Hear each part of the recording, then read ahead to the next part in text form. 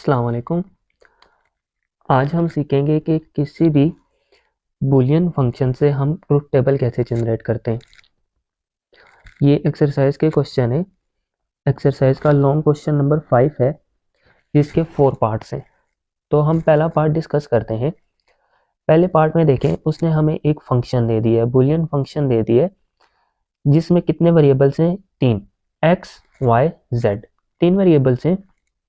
तो 3 वेरिएबल्स के लिए कितने कॉम्बिनेशन, पॉसिबल कॉम्बिनेशन बनेंगे, तो वो हम फार्मूले से देख लेते हैं कि पॉसिबल कॉम्बिनेशन कितने बनते हैं। तो हमारे पास फार्मूला होता है सिंपल सा, 2 की पावर n, जहाँ पे n जो होगा वो नंबर ऑफ इनपुट्स होगा। तो यहाँ पे नंबर ऑफ इनपुट्स कितनी आ रही है? 3। हमारे पास 3 इनपुट्स हैं, x y and then z। तो 2 की पावर 3 इक्वल टू 8। तो अब हमें पता चल चुका है कि हमारे पास जो पॉसिबल कॉम्बिनेशन बनेंगे वो 8 बनेंगे। मैंने ऑलरेडी यहाँ पे 8 कॉम्बिनेशंस के लिए ट्रुथ टेबल जो है वो ड्रा कर लिया है। तो 3 वेरिएबल्स के लिए टोटल कॉम्बिनेशन जो बनते हैं वो 8 बनते हैं। अब हम एक इसको आसान वे में समझेंगे कि हमने इसको करना कैसे। तो सबसे पहले जब हमें पता चल गया कि 3 वेरिएबल्स आ रहे हैं, तो हमने उन तीनों को यहाँ पे लिख लेना है, एक्स वाई जेड। क्योंकि किसी भी वेरिएबल में नॉट का गेट तो होता ही होता है, जैसे एक्स है, जेड बार है, एक्स बार है। तो हम जब इन 3 वेरिएबल्स को लिख लेते हैं, एक्स वाई जेड को, 3 इनपुट्स को लिख लेते हैं, तो हम साथ इनकी नॉट भी लिखते हैं। ठीक है, X bar, Y bar, Z bar, हमने नॉट के लिहाज से भी इनको लिख लिया। अब ये किसी भी ट्रू टेबल में लाजमी होते हैं। अब ये आगे फिर अब हमने देखना है कि पहला हमारे पास एक्सप्रेशन कौन सा आ रहा है। पहला एक्सप्रेशन है X bar Y Z bar, हमने लिख लिया। दूसरा क्या आ रहा है? X bar Y Z. ठीक है, और तीसरा क्या आ रहा है? एक्स वाई जेड बार।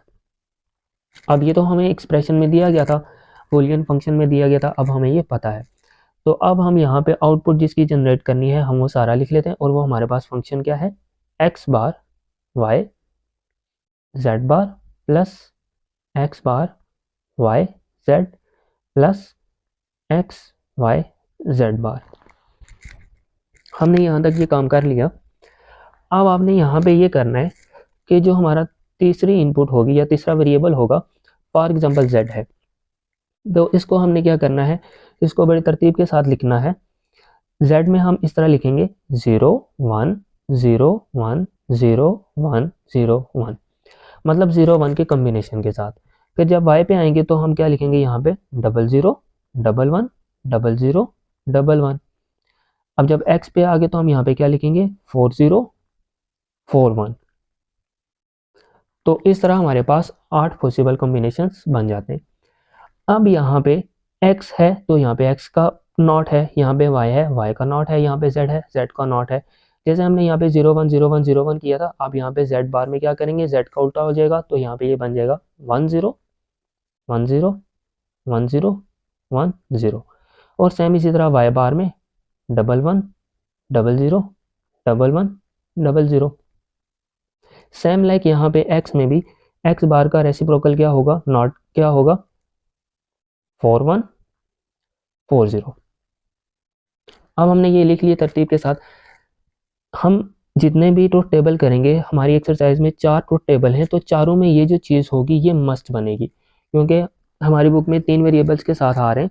तो हमारा ये जो बनेगा input X Y Z, x bar Y bar Z bar, ये चारों के साथ ही बनेगा।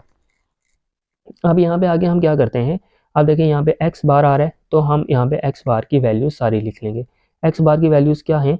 1 1 1, यहाँ पे देखें 1 1 1 4 1 4 0, तो 4 1 आ गए और 4 0 आ गए।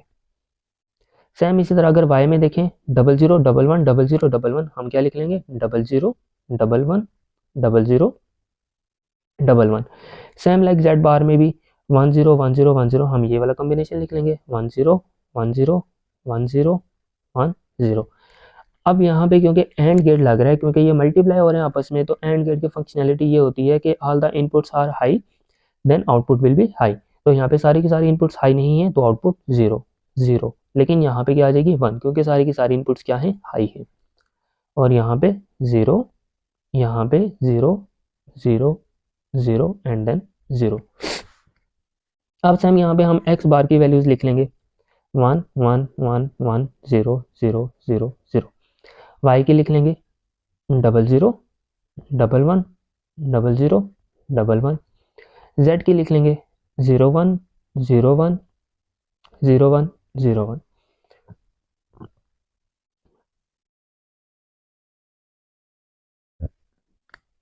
ठीक है, यहाँ पे भी एंड गेट है तो 0 आ गया 0 आ गया 0 आ गया 1 0 0 0 0। x की वैल्यूज क्या है 40 41। y की वैल्यूज क्या है 00 11 00 11। z बार की वैल्यू क्या है 10 10 10 10 10।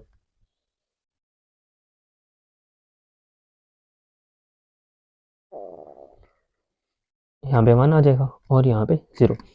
अब देखिए हमने तीनों जो हमारे पास एक्सप्रेशन थे, तीनों जो एंड के एक्सप्रेशन थे, उनके हमने वैल्यूज जनरेट कर ली हैं। एक्स बार वाई जेड बार की वैल्यू हमने कहाँ पे निकाली है, यहाँ पे 0 1 सारे 0, तो 0 1 और नीचे सारे 0।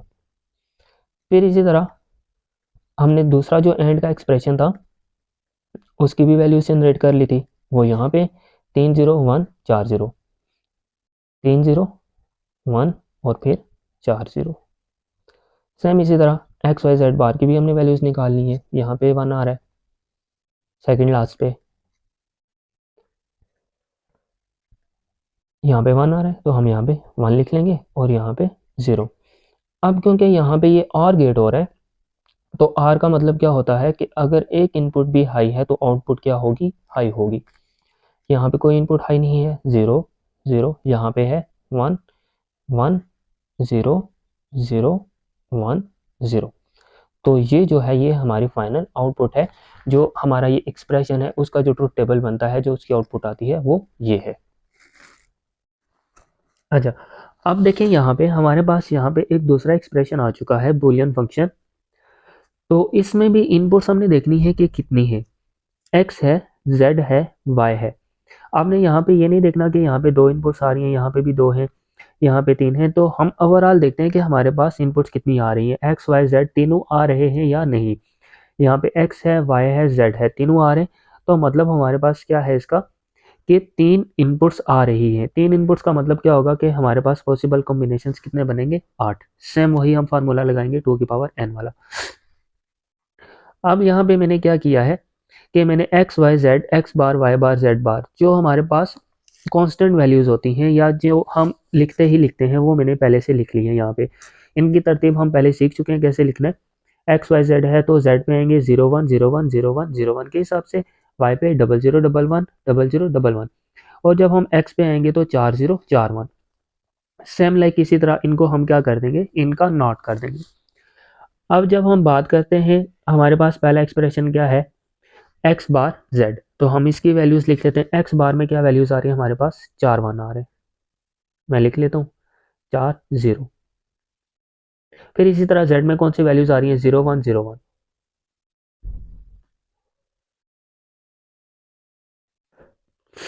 अब क्योंकि ये आपस में एंड हो रहा है तो हम देखेंगे कहाँ पे हमारी सारी की सारी इनपुट्स हाई हैं तो हमें आउटपुट हाई मिलेगी। यहाँ पे नहीं है 0 1 0 1 0 0 0 एंड देन 0। अब सेम लाइक हम y की वैल्यूज लिखेंगे जो कि हैं 0 0 1 1 0 0 1 1। फिर z बार की वैल्यूज क्या है 1 0 1 0 1 0 1 0। अब हम यहाँ पे भी देखेंगे क्योंकि यहाँ पे भी एंड हो रहा है कि ऐसे कौन से इनपुट्स हैं जहाँ पे ऑल इनपुट्स हाई है। यहाँ पे नहीं, यहाँ पे भी, यहाँ पे हाई है 1 आ जाएगा 0 0 0 1 0। अब हम x y z की वैल्यूज लिखेंगे यहाँ पे 4 0 4 1 और y में 2 0 2 1 और z में 0 1 0 1 0 1 0 1 0 0 0 0 0। क्योंकि यहाँ पे भी एंड गेट है तो हम देखेंगे कहाँ पे सारी इनपुट्स हाई है। यहाँ लास्ट पे सारी इनपुट्स हाई थी तो यहाँ पे क्या आ गया 1 आ गया। ठीक है, अब देखें हमारे पास एक्स बार जेड वाई जेड बार एक्स वाई जेड की वैल्यूज हमने लिखनी है। एक्स बार जेड की हमने वैल्यू क्या निकाली थी, यहाँ पे 0 1 0 1 0 0 0 0, वो यहाँ पे मैंने लिख ली है 0 1 0 1 0 0 0 0 यहाँ से। अब वाई जेड बार का रिजल्ट क्या आया था, 0 0 1 0 0 1 0, तो मैं यहाँ पे लिख लेता हूँ 0 0 1 0 0 1 एंड देन 0। फिर इसी तरह एक्स वाई जेड का रिजल्ट क्या आया था, 0 0 0 ओवरऑल 0, और लास्ट पे हमारे पास क्या आ गया 1, 0 0 0 0 0 0 0 एंड देन यहाँ पे हमारे पास क्या आ गया 1। अब क्योंकि यहाँ पे और गेट है, तो और गेट की ये फंक्शनैलिटी होती है कि कहीं पे भी कोई भी एक इनपुट 1 हो जाए तो हमें आउटपुट क्या मिलेगी, 1 मिलेगी। आउटपुट यहाँ पे 0 है, सारी इनपुट 0 है, तो आउटपुट क्या मिलेगी, 0 मिलेगी। यहाँ पे 1 आ रही है 1, यहाँ पे 1 1 0 0 1 एंड 1। तो ये था हमारा दूसरा बूलियन फंक्शन जिसको हमने ट्रुथ टेबल में कन्वर्ट किया है। अब हम चलते हैं तीसरे की तरफ।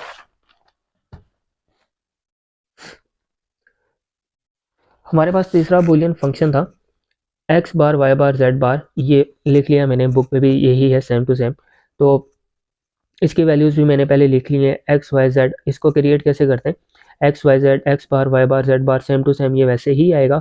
अब देखिए हमारे पास पहला फंक्शन पहला एक्सप्रेशन क्या आ रहा था, x bar Y bar Z, वो मैंने लिख लिया, दूसरा भी लिख लिया, तीसरा, ठीक है, और चौथा। फिर ओवरऑल हमारे पास जो फंक्शन एक्सप्रेशन आ रहा था वो भी हमने लिख लिया, बूलियन एक्सप्रेशन। तो अब यहाँ पे सेम हम वैसे ही चलेंगे। एक्स बार की वैल्यू क्या आ रही है, 4 दफ़ा 1 1 1 1 0 0 0 0। वाई बार 1 1 0 0 1 1 0 0, ठीक है। जेड बार 1 0 1 0 1 0 1 0।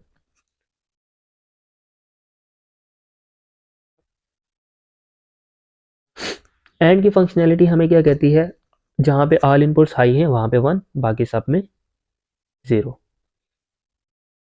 सेम इसी तरह एक्स बार की वैल्यू लिख लेंगे जो कि है 4 दफ़ा 1 और 4 दफ़ा 0, और वाई की क्या है 1 1 0 0 1 1 0, और जेड की क्या है 0 1 0 1 0 1 0 1 0 1। 0 आ गया, 1 आ गया, 0 0 0, ठीक है। एक्स बार में आगे दोबारा से इसकी वैल्यू लिख लेते हैं, 4 दफ़ा 1 4 दफ़ा 0। अब वाई की वैल्यू क्या है 0 0 1 1 0 1 1। जेड की वैल्यू क्या है 0 1 0 1 0 1 0 1। सेम वही एंड लग रहा है, तो यहाँ पे सिर्फ 1 आएगा, बाकी सब में 0। अच्छा, एक्स आ गया 4 दफ़ा 0 4 दफ़ा 1, वाई आ गया 0 0 1 1 0 1 1। जेड बार आ गया 1 0 1 0 1 0 1 0।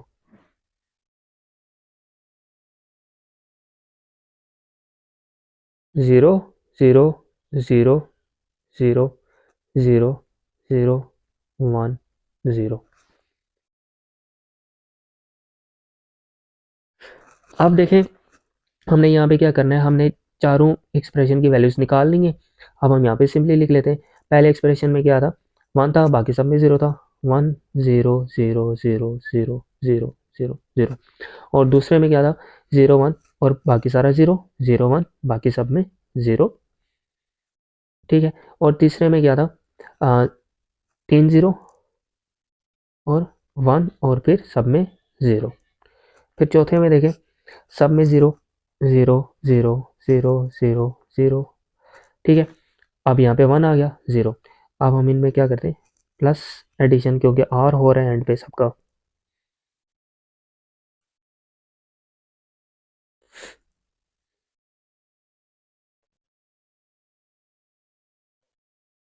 ठीक है, अब और की फंक्शनैलिटी क्या होती है कि अगर एक इनपुट भी हाई है तो आउटपुट हाई आएगी। पहली में है, दूसरी में भी, तीसरी में कोई नहीं है 0, चौथी में है, पाँचवीं में 0, छठी में 0, सातवीं में 1 और फिर यहाँ पे 0। यहाँ तक आ गए हम। अब हम अपने अगले फंक्शन की तरफ चलते हैं जो कि लास्ट है आज का। वो क्या है, F4 x Z bar plus X bar Y बार। अच्छा, यहाँ पे बहुत सारे बच्चे कंफ्यूज हो जाते हैं कि ये तो दो इनपुट्स हैं। ये दो इनपुट्स नहीं हैं, ये तीन ही इनपुट्स हैं। कैसे? हम देखेंगे कि हमारे पास ओवरऑल वेरिएबल्स कितने आ रहे हैं। एक्स आ रहा है, वाई आ रहा है और जेड भी आ रहा है, तीन है। तो इसके लिए सेम वही फार्मूला 2 की पावर n वाला। तो पॉसिबल कॉम्बिनेशंस कितने बनेंगे? 8 ही बनेंगे। बच्चे अक्सर ये गलती करते हैं कि यहाँ पे वो देखते हैं कि दो इनपुट्स आ रही हैं तो वो 4 का ट्रूथ टेबल बना देते हैं, जो कि गलत है। अगर हम 4 का बनाएंगे तो फिर y की वैल्यू या z की वैल्यू कहाँ पे जाएगी, जो आप मिसिंग कर देते हैं। तो यहाँ पे ये 3 का ही ट्रूथ टेबल बनेगा, क्योंकि अगर हम गौर से देखें 1 2 3, मसलन x y z तीनों वैल्यूज हमारे पास मौजूद हैं। तो सेम लाइक जो हमारे पास पैटर्न चल रहा है, सेम पैटर्न वो हमने लिख लिया है। एक्स वाई जेड की वैल्यूज़ वैसे ही आनी है, वो हमने लिख ली। X bar Y bar Z बार की वैल्यूज़ वैसे ही आनी है, वो हमने लिख ली। अब हमारे पास पहला एक्सप्रेशन एंड का था, वो हमने लिख लिया अपने ट्रूथ टेबल में। दूसरा एक्सप्रेशन एंड का था, वो भी लिख लिया। और ओवरऑल एक्सप्रेशन जो हो रहा था वो भी हमने यहाँ पे लिख लिया। अब हम क्या करते हैं, एक्स जेड बार की वैल्यूज़ यहाँ पे निकालते हैं। एक्स की वैल्यू क्या आ रही है यहाँ पे ओवरऑल? 0 0 0 1 1 1 1। जेड बार की वैल्यू क्या आ रही है? 1 0 1 0 1 0 1 0। तो क्योंकि एंड गेट है और एंड गेट की क्या फंक्शनैलिटी होती है, all the inputs are high then output will be high. 0 0 0 0 यहाँ पे हाई आ जाएगी, यहाँ पे 0, यहाँ पे हाई आ गई और यहाँ पे 0। एक्स बार की बात करें तो 1 1 1 1 0 0 0 0। वाई बार की अगर हम बात करें तो 1 1 0 0 1 1 0 0। तो यहाँ पे क्या आ जाएगा? 1 आ जाएगा, यहाँ पे 1 आ जाएगा, यहाँ पे 0 0 0 0 0 एंड देन 0। इसकी वैल्यूज हम लिख लेते हैं। ये आई थी एक्स जेड बार की, ये हमने निकाली है 4 0 1 0 1 0। ठीक है, इसकी क्या निकाली है? 1 1 0 0 0 0 0 और 0। और है एक भी इनपुट हाई, आउटपुट हाई। तो ये हमारे पास ओवरऑल रिजल्ट आ चुका है। तो ये था आज का हमारा ट्रूथ टेबल। हमने 4 मुख्तलिफ बुलियन फंक्शन से ट्रूथ टेबल जनरेट करना सीखे हैं 3 वेरिएबल्स के लिए।